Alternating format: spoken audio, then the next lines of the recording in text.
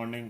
मैं आज भौतिक रसायन विज्ञान यानी फिजिकल केमिस्ट्री की यूनिट 2 ले रहा हूँ, जिसका नाम है आणविक कक्षक सिद्धांत। हालांकि आणविक कक्षक सिद्धांत आपने बीएससी फर्स्ट ईयर 12th में भी आपने देखा है, 11th-12th में भी आपने देखा है, लेकिन यहाँ पर जो है यहाँ पर क्वांटम केमिस्ट्री यानी यूनिट फर्स्ट का उपयोग इस आणविक कक्षक सिद्धांत में किया गया है। आज जो पहला टॉपिक है वो एक बेसिक टॉपिक मैं ले रहा हूँ कि किस तरह से आणविक कक्षक बनते हैं, और उसके बाद हमको जो मॉलिक्यूल्स के लिए इस क्वांटम यांत्रिकी को इस आणविक कक्षक सिद्धांत पर अप्लाई करना है, या आणविक कक्षक सिद्धांत में हमें क्वांटम यांत्रिकी का अनुप्रयोग या एप्लीकेशन लेना है। तो सबसे पहले हम कहते हैं कि linear combination of atomic orbital, हमें पता है परमाणु कक्षकों के रेखिक संयोग से आणविक कक्षक का निर्माण होता है। यानी परमाणु कक्षक, ये भी हम देख चुके हैं पहले, यानी परमाणु कक्षक जब आपस में कंबाइंड होते हैं तो आणविक कक्षक बनते हैं। जितने परमाणु कक्षक आपस में संयुक्त होते हैं उतने ही आणविक कक्षक बनते हैं, जिसमें आधे तो होते हैं बंधी आणविक कक्षक जिसको हम बोलेंगे बॉन्डिंग मॉलिक्यूलर ऑर्बिटल, और आधे होते हैं विपरीत बंधी आणविक कक्षक जिनको हम बोलेंगे एंटी बॉन्डिंग मॉलिक्यूलर ऑर्बिटल। और इलेक्ट्रॉन इन आणविक कक्षकों में ऊर्जा के बढ़ते क्रम में भरे जाते हैं।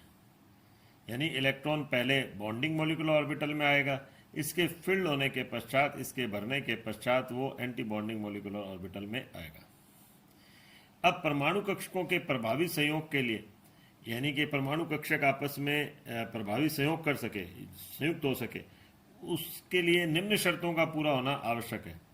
पहला है, संयोग करने वाले आणविक कक्षक की ऊर्जा समान होनी चाहिए या लगभग समान होनी चाहिए। इसका क्या तात्पर्य हुआ? यानी कि हम कहेंगे क्या 1s जो है वो 2s 2p के साथ कंबाइंड हो सकता है?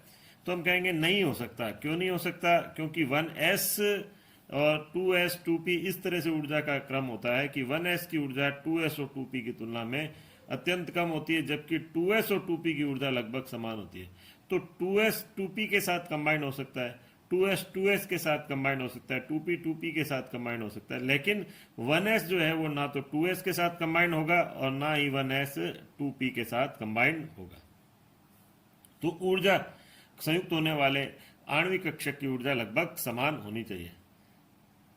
दूसरा हम कहते हैं आणविक कक्षक के निर्माण के लिए संयुक्त होने वाले परमाणु कक्षकों यानी एटॉमिक ऑर्बिटल की अक्ष के सापेक्ष समान सिमेट्री होनी चाहिए।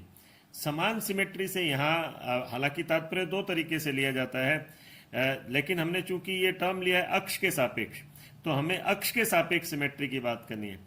और दूसरा जो है कि सिमेट्री किस प्रकार से होती है वो हमें नेक्स्ट थर्ड पॉइंट में आएगा। तो हम यहाँ कहते हैं कि अक्ष के सापेक्ष सिमेट्री समान होनी चाहिए। इसका मतलब अगर हम 2p, अगर जेड अक्ष पर मान लो ऑर्बिटल कंबाइन कर रहे हैं, तो उस स्थिति में 2p जेड जो है वो कंबाइन हो सकता है 2p जेड के साथ ही, लेकिन 2p जेड 2p एक्स और 2p वाई के साथ कंबाइन नहीं हो सकता। मान लो हमने ये माना जेड अक्ष, और इसको हमने माना कौन सा 2p जेड मान लिया, क्योंकि हम कह रहे जेड अक्ष के सापेक्ष 2p जेड। तो अब ये चाहे 2p एक्स हो और चाहे 2p वाई हो, ये इन दोनों के साथ ये कंबाइंड नहीं हो सकता, क्योंकि अक्ष के सापेक्ष इनकी सिमेट्री समान नहीं है। इसी प्रकार 2p जेड 2s के साथ भी कंबाइंड हो सकता है। अब थर्ड पॉइंट आता है इसमें, संयुक्त होने वाले एटॉमिक ऑर्बिटल का अतिव्यापन अधिकतम होना चाहिए। यहां पर भी हम सिमेट्री की बात कर सकते हैं। यानी अतिव्यापन कब अधिकतम होगा? जबकि उनका साइन ऑफ कोफिशिएंट, या हम ये कह सकते हैं कि एक तरह से उनमें सिमिलर सिमेट्री हो। तो साइन ऑफ कोफिशिएंट जब उनका समान होगा, या ये भी कह सकते हैं कि तरंग फलन का साइन जो है, यानी पॉजिटिव पॉजिटिव के साथ कंबाइंड हो, पॉजिटिव यहाँ नेगेटिव के साथ कंबाइंड नहीं होगा। ऐसे ही ये पॉजिटिव इसके साथ, यानी कि s ऑर्बिटल, ये 2s अगर हम बात करते हैं तो 2p जेड या ये 2s जो है वो 2p जेड के साथ कंबाइंड हो सकता है। ये 2p जेड के साथ कंबाइंड हुआ, लेकिन 2p जेड और 2p जेड यहाँ ले रहे हैं हम, लेकिन फिर वो आपस में संयुक्त नहीं हो सकते, उनमें प्रभावी अतिव्यापन नहीं हो सकता। क्यों नहीं हो सकता? क्योंकि इनका तरंग फलन का साइन या साइन ऑफ कोफिशिएंट डिफरेंट है, और अगर हम सिमेट्री की टर्म में ले तो हम कहेंगे इनकी सिमेट्री डिफरेंट है। लेकिन यहाँ 2p जेड जो है, ये रहा 2p जेड, ये किसके साथ कंबाइन हो सकता है? 2s के साथ, क्योंकि इनके साइन ऑफ कोफिशिएंट सेम है। ऐसे ही यहाँ पर भी सेम है। अब मॉलिक्यूलर ऑर्बिटल की व्याख्या के लिए हम एग्जाम्पल किसका लेते हैं? हाइड्रोजन अणु का। यहाँ पर हम क्वांटम यांत्रिकी का भी कुछ उपयोग करेंगे और जिसका आगे डिटेल में उपयोग आएगा नेक्स्ट वीडियो में। तो अब हम कहते हैं कि जैसे हमने कहा मान लो 1s ऑर्बिटल है, 1s ऑर्बिटल किसका, हाइड्रोजन H2 का मतलब क्या हुआ कि इसमें कितने कंबाइन होंगे, 2H ही तो कंबाइन होंगे। और 2H कैसे कंबाइन होंगे, 1s1 और 1s1। तो हमने ले लिया 1s1 और ये रहा 1s। तो दोनों जो एटॉमिक ऑर्बिटल कंबाइन हो रहे हैं उसके लिए हमने तरंग फलन कितना मान लिया, साई ए, और दूसरा कौन सा हो गया, साई बी। और जब दोनों कंबाइन हुए तो वही, चूंकि हमने कहा है कि जितने परमाणु कक्षक आपस में संयुक्त होते हैं उतने ही आणविक कक्षक का निर्माण होता है। तो दो परमाणु कक्षक संयुक्त हुए तो दो ही आणविक कक्षक का निर्माण होगा, जिसमें एक होगा बंदी और एक होगा विपरीत बंदी आणविक कक्षक, एंटी बॉन्डिंग मॉलिक्यूलर ऑर्बिटल। चूंकि हमें पता है हाइड्रोजन हाइड्रोजन के बीच में कौन सा बॉन्ड बनता है, सिग्मा बॉन्ड बनता है, तो हमने इसको बोल दिया सिग्मा बॉन्डिंग और इसको सिग्मा एंटी बॉन्डिंग।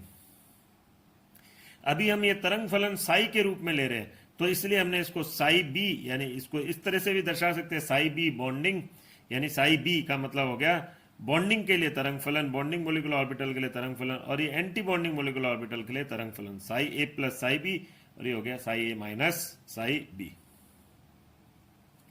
अब ये साई ए जो है वो साई बी के साथ हमने यहां पर दिखाया है। ये जो कंबाइंड होगा ये दो स्थितियां इसमें हो सकती है, यानी एंटी बॉन्डिंग में हम कह रहे हैं कि उसमें एक तरह से किस तरह का हो रहा है, पॉजिटिव और नेगेटिव यहां पर आ रहे हैं।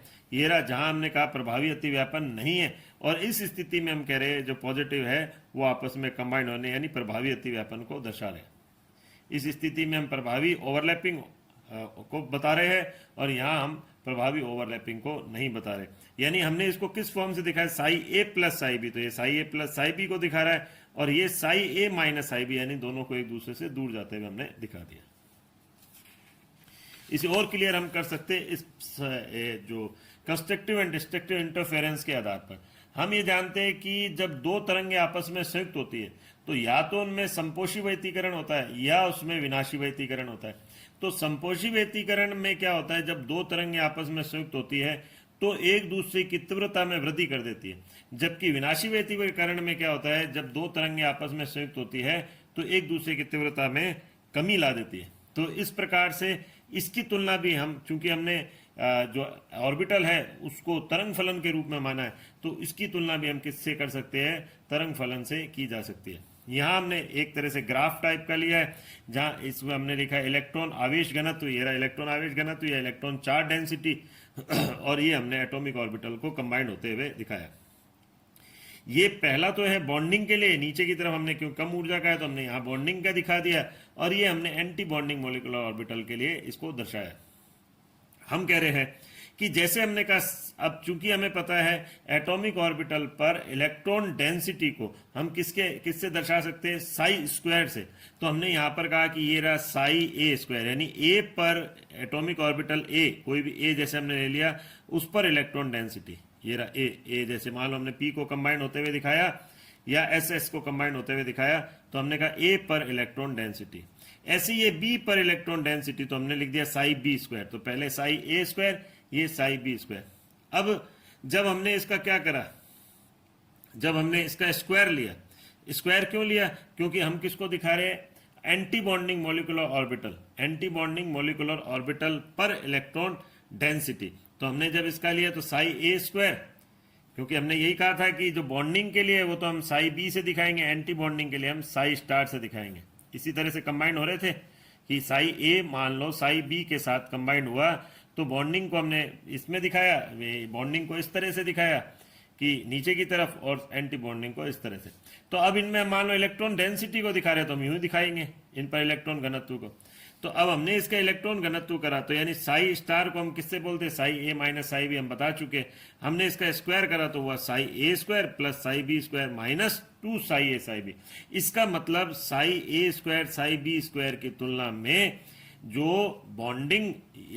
एंटी बॉन्डिंग मोलिकुलर ऑर्बिटल है वहां इलेक्ट्रॉन घनत्व 2 साई ए साई बी घट जाता है। तो ये हमने इस तरीके से इसको दिखाया, डैश डैश डैश से तो हमने दिखाया साई ए स्क्वायर, फिर डैश डैश डैश से हमने दिखाया साई बी स्क्वायर, और कंबाइंड होने के बाद यानी साई स्टार, यानी ये वाला, ये कौन सा हो गया, साई स्टार स्क्वायर, इसको हमने दिखाया इस तरह से, ये जो बोल्ड लाइन से, ये बोल्ड लाइन से। और ये हम देख रहे हैं कितना घट गया, ये 2 साई ए साई बी घट गया, ये एंटी बॉन्डिंग की स्थिति है, ये यहाँ हमने कम होते हुए भी दिखाया। इसी तरह से अगर हम बॉन्डिंग की स्थिति को दिखाते हैं तो बॉन्डिंग में इस प्रकार से हुआ कि साई ए स्क्वायर ये रहा डैश से, साई बी स्क्वायर ये भी डैश लाइन से। अब उसके बाद क्या हुआ, जब हमने कहा साई बी हम जानते हैं बॉन्डिंग के लिए psi A plus psi B होता है, तो हमने इसका स्क्वायर करा तो psi A square psi B square plus 2 psi A psi B, यानी जो इलेक्ट्रॉन डेंसिटी है वो कितनी बढ़ गई, 2 साई ए साई बी, दोनों एटॉमिक ऑर्बिटल के बीच में बढ़ गई। और ये हमने इस तरीके से दिखाया, ये रहा डैश डैश से पहले हमने साई ए स्क्वायर, फिर डैश डैश से साई बी स्क्वायर, और अब दोनों के बीच में इलेक्ट्रॉन डेंसिटी हमने बढ़ती दिखाई, यानी हमने क्या दिखाया है, संपोषी व्यतिकरण की तरह ही, ये वाला विनाशी व्यतिकरण, और यहाँ हमने संपोषी व्यतिकरण की तरह ही इसको दिखाया। और यहाँ एटॉमिक ऑर्बिटल को हमने इस प्रकार से कंबाइंड होते दिखाया, तो हमने ये दिखाया है, ये जो वैल्यू है ये किसके बराबर हो गई, 2 साई ए साई बी, यानी अगर ये मान लो मैं साई ए स्क्वायर कहता हूँ, इसको साई बी स्क्वायर कहता हूँ, तो हमारे पास क्या हो गया, ये 2 साई ए साई बी बढ़ गया। इसकी इलेक्ट्रॉन डेंसिटी को ये रहा, इसकी इलेक्ट्रॉन डेंसिटी ये रही साई बी स्क्वायर से, और इन दोनों को जब हम कंबाइन करते हैं तो कितनी बढ़ गई, इसमें 2 साई ए साई बी बढ़ गई। इसी तरह से पी ऑर्बिटल में भी हमने ये इनको बढ़ते हुए दिखाया, तो ये दोनों के बीच में इलेक्ट्रॉन डेंसिटी बढ़ जाती है। तो इस प्रकार जब बॉन्डिंग मॉलिक्यूलर ऑर्बिटल का निर्माण होता है तो दोनों परमाणु कक्षकों के मध्य प्रभावी अतिव्यापन होता है और इलेक्ट्रॉन डेंसिटी बढ़ जाती है, और बंध का निर्माण इसी स्थिति में होता है। जबकि जब विपरीत बंधी आणविक कक्षक का निर्माण होता है तो ऐसी स्थिति में दोनों परमाणु कक्षकों के मध्य इलेक्ट्रॉन डेंसिटी घट जाती है, और ऐसी स्थिति में इस स्थिति में बंध का निर्माण नहीं होता। इसलिए जब भी इलेक्ट्रॉन अगर बंधी आणविक कक्षक में आता है तो वो अणु को स्थायित्व प्रदान करता है, जबकि विपरीत बंधी आणविक कक्षक में आता है तो वो उसे अनस्टेबिलिटी प्रदान करता है। अगर मान लो इलेक्ट्रॉन को हमको रिमूव करना हो तो हम अगर एंटी बॉन्डिंग से निकाल रहे हैं तो हम अणु में स्थायित्व ला रहे हैं, जबकि अगर हम बंदी से इलेक्ट्रॉन को रिमूव कर रहे हैं तो हम उसमें अस्थायित्व ला रहे हैं। तो आज के लिए हम इतना ही देखेंगे। अब अगली क्लास में हम देखेंगे कि किस प्रकार से डिफरेंट मॉलिक्यूलर ऑर्बिटल अणु के लिए, डिफरेंट अणु के लिए मॉलिक्यूलर ऑर्बिटल डायग्राम बनते हैं, और उनके ऊर्जा, उनके बॉन्ड लेंथ, बॉन्ड स्ट्रेंथ में किस प्रकार का आपस में आपेक्षिक संबंध है, जिसको हम अगले क्लास में लेंगे, और फिर इसमें क्वांटम थ्योरी को भी आगे लागू करेंगे। आज के लिए इतना ही, थैंक यू।